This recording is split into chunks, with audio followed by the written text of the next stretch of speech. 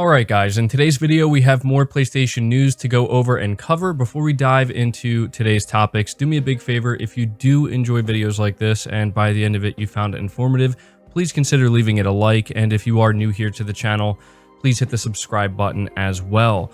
We're starting here talking about God of War Ragnarok's release date. This is something that has been talked about quite a bit lately because the last trailer we received for God of War Ragnarok, a lot of people were expecting there to be a release date, and not only did we not get a release date with that trailer, but Sony didn't even put a release window on it. So some speculation has popped up that maybe it's going to not release until sometime in 2023, but based off of what we're seeing here and this information we're about to go over, that seems highly unlikely. So this is reading from Push Square, and the title says God of War Ragnarok release date speculation sparked by coming soon section on Sony website. There's a lot of chatter surrounding the yet to be revealed release date for God of War Ragnarok. We got to see a chunk of in-game footage at Sony's latest showcase, but the lack of a launch window has fans scratching their heads. Just when is Kratos making his anticipated return? Well, rumors are doing the rounds online, and many of them are suggesting that Ragnarok is a lot closer than people might think. All of this stems from the official PlayStation website, which now lists the God of War sequel under the Coming Soon section. It's placed alongside titles like Far Cry 6, which is coming next month, and Battlefield 2042, now coming in November. But here's the thing, the Coming Soon section of the site also lists games such as Final Fantasy 16 and Little Devil Inside, titles that have been missing in action for ages. It isn't really a guide to upcoming games, it just features popular products, including games that have been out for months like Returnal and Mass Effect Legendary Edition. As such, we wouldn't read too much into the fact that God of War Ragnarok has been added.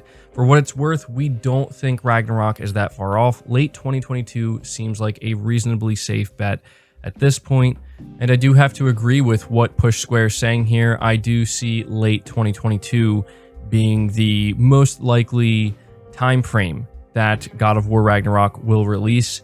And I know that there are some people who do want to look at this coming soon section on Sony's website and say, well, maybe this means it could come out in March or April or May of next year. And while that's always possible, I don't think you should necessarily assume that's what's going to happen, because as I said, you look at the newest trailer, there wasn't even a release window attached to it. And what this tells me is that Sony is waiting and watching and seeing when the best time for them to drop God of War Ragnarok will be. We know that Sony wants to be very strategic with these game releases. They know that they have Horizon Forbidden West coming out in February of next year, and that's going to, obviously make waves for a good amount of time. So I don't think there's necessarily any rush, or at least that's, I think, how Sony feels when it comes to releasing God of War Ragnarok. I think the big concern that people have is, well, what if it slips into 2023? And I will admit that is a concerning thought, and unfortunately, it's always a possibility. I mean, I want to say that it's not going to happen, but I don't know for sure. I don't think anybody knows. In fact, I don't even think Sony knows at this point. But I want to say that ideally, Sony wants to get God of War Ragnarok out next year. It would just be really bizarre to me if God of War Ragnarok doesn't come out all the way until sometime in 2023 when it was originally set to launch this year in 2021. That would definitely be strange, and maybe a reason why I'm not necessarily anticipating that. But I think late 2022 sounds like the most realistic and reasonable time frame to expect God of War Ragnarok. As I said, I would not look at this coming soon section and assume that this means it's going to be coming in the next 5 to 6 months. I just don't see that happening, but I would love to be wrong.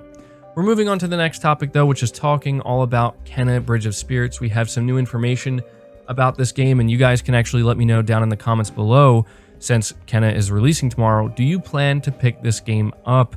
Seems that there's a lot of excitement surrounding Kena Bridge of Spirits. There's also a little bit of concern because there are currently no reviews out for this game. In fact, the review embargo seemingly lifts tomorrow, the day of launch, which is obviously concerning, but I don't know that that's going to be a bad thing. Some people are feeling worried. I think that's totally understandable, but my hope is that it's going to review well. Not that that really matters. If the game looks good to you, then, and you believe in it, go support it. That's what I always say. If you believe in a game, then go support it, right? So we are talking about a physical deluxe edition that was revealed. It's going to be releasing in November. This is reading from PlayStation Universe. Maximum Games has lifted the wraps off of a physical version of Kena Bridge of Spirits Deluxe Edition, which will be available for PS4 and PS5. The Deluxe Edition will feature a copy of the Ember Lab developed title, an exclusive sticker sheet, plus all of the goodies available in the digital version. That includes a digital soundtrack, goldenrod skin, a unique Kena staff, and unique celebration hats for Rot. And it's been confirmed that this physical edition is going to be releasing sometime in November. They haven't given a specific date as far as I'm aware. And it has been confirmed that it will also be available at regular retailers. You don't just have to get it through Maximum Games.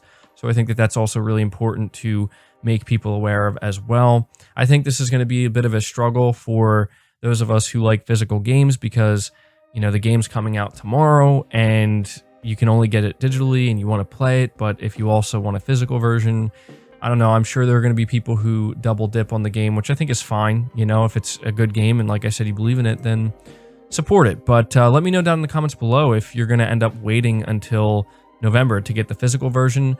But continuing to talk about Kena, we have more news about the different modes this game is going to offer. So continuing to read from PlayStation Universe, Kena Bridge of Spirits is coming out on PS4 and PS5, but those who are planning on picking the game up for the PS5 will benefit with a bunch of different features. Chief among these is a fidelity mode that allows Ember Lab's upcoming adventure to run at native 4K 30 frames per second, and it offers a cinematic experience, which I guess is what they're calling it. Elsewhere, a performance mode will see Kena Bridge of Spirits running at 60 frames per second with a dynamic 4K resolution. Also on the table for the PS5 version of the game will be activity cards. And so if you're, somebody who uses those, you're going to be happy to hear that. And then finally, we're hearing about a photo mode for Kena Bridge of Spirits. Again, reading from PlayStation Universe, Ember Lab has debuted 2 new trailers for the upcoming Kena Bridge of Spirits, one of which details the game's photo mode and celebrates the game's launch tomorrow on PS4 and PS5. And so it's interesting because I'll have this video playing in the background, and it seems that a lot of people are actually really excited about a photo mode specifically for this game because one of the standout aspects of Kena Bridge of Spirits is just the style of the game. A lot of people really love the way this game looks, and those I saw on Twitter, those individuals who just love to use photo modes and constantly share the different photos they're taking, they seem to be very excited about the photo mode that's included in this game, and it seems like it's going to have a lot of different features. I mean, again, they're giving it its own trailer here. So yeah, let me know your thoughts on everything we just discussed about Kena Bridge of Spirits. But moving right along to the next topic, this is for all of the individuals out there who want a PS5 or just want a next-gen console and have been struggling to acquire one. We have from PlayStation Universe new PS5 stock coming to Best Buy on September 23rd. According to a report from TechRadar, new PS5 stock will be arriving at US retail giant Best Buy on September 23rd, along with fresh orders for the Xbox Series X. That's at least according to restock tracker Matt Swider on Twitter, which gives you a nudge when consoles are back in stock in North America. Not only will the consoles be back in stock, but they are happening in store as well, which would make this the first time a major retailer has done so this year. Internal inventory screens from Best Buy reveal that the retailer will be receiving more than 50 consoles for PS5 and Xbox Series X per store, so you can expect those to be snapped up pretty quickly. But I wanted to give everybody the heads up because, as it points out here, this is seemingly the first time they're going to be sold in store, and that's a different situation. That's something that people have been asking for a while, because one of the problems when trying to order these consoles online is you have to contend with bots. Whereas if you go in store, yeah, you're still going to have to, get there early and probably wait around. I mean, I don't know how extreme it's going to be. I guess it depends on, where you live, but you just have a much better chance of actually securing one that way, than waiting around online and trying to contend with bots and whatnot. So if you're somebody who is looking to buy a PS5 or a Series X, and maybe you're somebody who's like given up, or you just decided you're going to wait until they actually come back to retailers, here you go, September 23rd. Be on the lookout for that. But moving on to the next topic in line, we're talking about how Sony Pictures CEO thinks that traditional TV/film has peaked and that games are the new growth area. And this has to do with industry consolidation. We talked about this a little bit on the podcast yesterday, but I wanted to be sure to mention it in a video for those who don't catch the podcast. So Sony Pictures chairman and CEO Tony Vinciquerra has said that he believes the traditional medium of film and television has peaked and that Sony's video game business is the new growth area. He made the remarks during the Bank of America Merrill Lynch Media Communications and Entertainment Conference. That's a mouthful, transcribed by VGC, where he was asked if he anticipated any further consolidation in the movie industry. And according to him, we'll see more mergers and acquisitions on the video game side going forward. Quote, I think the traditional medium of television and film has probably peaked, and the new growth area will be the games business, and who's better positioned than Sony for that business? I do think you'll see some consolidation on that side. You'll probably see a little more on our side as well. I do think there are probably too many film studios, and you might see one or two less over the next 5 to 10 years. But I think the next area of consolidation will be the games business. Sony has repeatedly expressed interest or its desire, I should say, to bring both entertainment mediums together and is actively involved in turning some of its beloved first-party franchises into movies and television shows, including The Last of Us, Twisted Metal, Ghost of Tsushima, and Uncharted. The company is also in a unique position, which allows them to turn properties like Marvel's Spider-Man and Marvel's Wolverine into exclusives for their PlayStation platform. And so I wanted to be sure to cover this and let you guys know that this is what Sony Pictures CEO is saying. It's hard to say, how much he would know about Sony's plans in the video game sector when it comes to acquisitions, but surely he's in the loop and has a general idea. And he's, I think, just letting everybody know, hey, you're seeing Sony acquire some studios. They acquired Nixxes, they acquired Housemarque, they acquired Firesprite, and he's essentially just saying, you're going to see more of that. And I don't think that that comes as a shock or a surprise. I mean, I think we all would have assumed that if he didn't say this, but this just kind of backs up that line of thinking where it's like, you're seeing the gaming industry, kind of go down this path of consolidation.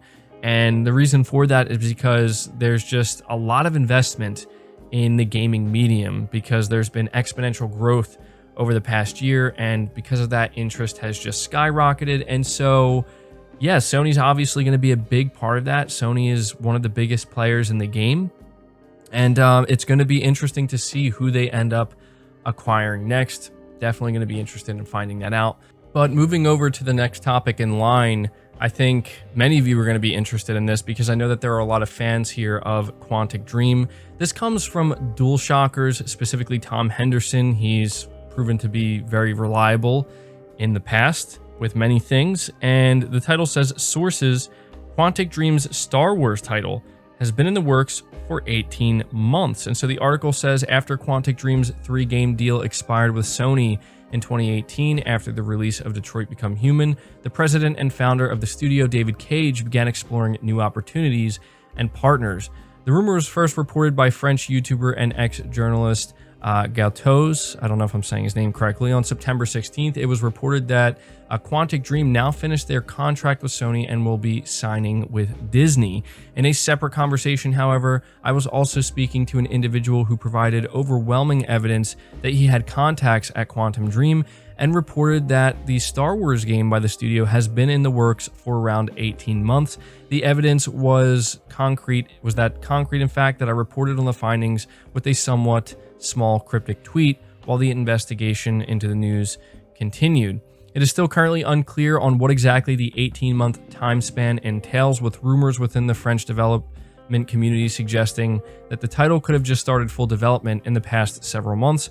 What makes the recent bits of information more interesting, though, is that the official Quantic Dream Twitter handle liked a tweet of Star Wars, or a Star Wars rumor, by the game post, but the like has since been removed. And so it seems like this is another situation where the cat is out of the bag, where apparently Quantic Dream's next title is going to be a Star Wars title. I don't think it's going to be exclusive because it's pretty much, well known at this point that their contract with Sony expired, and for whatever reason, Sony didn't want to re-up that. I think there's been some controversy surrounding the studio, Quantic Dream and whatnot, and so maybe that's a reason why Sony didn't want to re-up it. But nonetheless, I know that there are a lot of PlayStation fans who really like Quantic Dream, and they absolutely loved Detroit Become Human. And so, it will be really interesting to see what the Star Wars title from them will be like. You have to assume it'll be similar to their previous style of games, right? I don't think they're just gonna, make like an action RPG Star Wars game all of a sudden. I don't expect that to happen. And so, it'll be, as I said, interesting to see Quantic Dream's formula applied within the Star Wars universe. So you can let me know down in the comments below what you think about this and whether or not it's something you think you'll be excited about. The next topic in line has to do with Shawn Layden. Obviously, many of you are familiar with, Shawn Layden. He was the former head of PlayStation, and there was an abrupt exit from the company, I think back in 2019. But many of you really like Shawn Layden and kind of, wish and hope that he would come back, although I think that's clearly not going to happen. But he put out an interesting tweet on September. Well, actually, it was today. I thought it was a few days ago. It was actually today, a couple of hours ago at the time of this recording. He put out this tweet where he, quote, tweeted The Verge. And The Verge put out an article regarding Spotify. And the title says, Spotify's paid subscribers hit 165 million as podcast listening improved modestly. And he says, this is a bit old, but the truth remains the same. Turning a profit with an entertainment streaming service platform is extremely hard and complicated, not to mention the drastic reduction in revenue for creators. Not judging, just typing. And I think that this is just such an interesting take from somebody like Shawn Layden. You can't help but kind of pay attention because the guy's been in the industry, the gaming industry, that is for pretty much his whole career. His whole career was pretty much at PlayStation, and we see the direction PlayStation's going in, and granted he's not part of it anymore. We have to assume that, he has to be, in a way, talking a little bit about Xbox Game Pass here. And so it seems clear, and I think Shawn Layden has made this pretty clear with past comments, that he just isn't a believer in a Game Pass subscription model, and he doesn't really see that as a viable option and a sustainable option for a big video game company such as PlayStation. That doesn't, like he says here, he's not trying to create drama or anything, because it seems like if you try to have a more in-depth conversation with this stuff and take different things into consideration, people get all upset and whatnot. So I understand that, but it is interesting that he has this take, and I think it honestly lines up with how a lot of PlayStation fans, to an extent, feel, where it's like, we're told by Sony that this is why we're not doing the Game Pass model. It's not sustainable, not for the type of games we want to make. Sony is trying to make a profit, which is not a surprise, off of their AAA titles and their gaming business in general.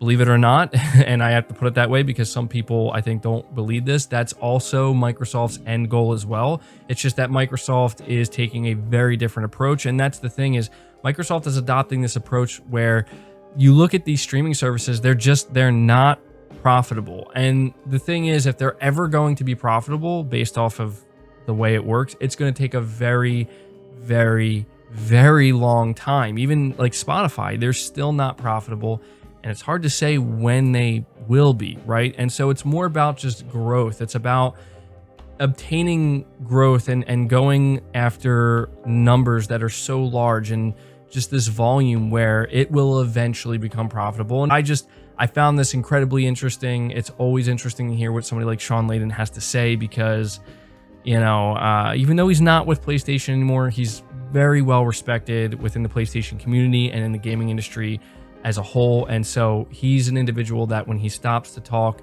and give his opinion on anything like this, I'm gonna listen. So, you know, there you go. That's what Shawn Layden has to say. The next topic in line has to do with Forspoken. I feel like I haven't been talking about this game enough. It does look really good. I'm certainly excited for it. It seems that some people are a little bit worried about the story. They feel like the dialogue and what they've seen so far is a little bit cringe, which I can understand, but I wanted to be sure to let you guys know about this. I'm a little late to it, but Uncharted's Amy Henning and Gary Whitta are writing PS5's Forspoken. This comes from Push Square. Amy Henning of Uncharted fame is part of an all-star writing cast on PlayStation 5 console exclusive Forspoken, which is interesting because a lot of Twitter messages flying around during the title's PlayStation Showcase trailer were blaming the dialogue on bad Japanese translations. Gary Whitta, who penned Rogue One, a Star Wars story, is also involved, along with actor Todd Stashwick and Allison Reimer. I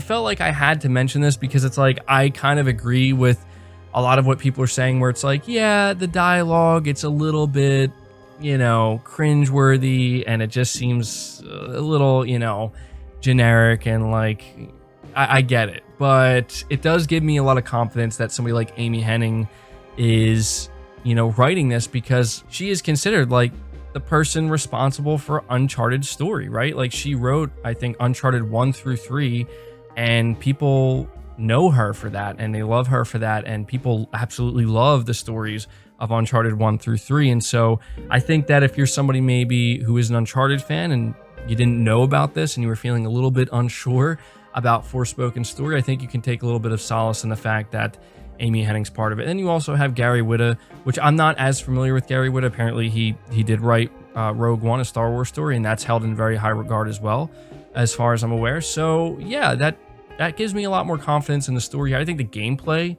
of Forspoken looks like it's going to be really good, and I like the setting.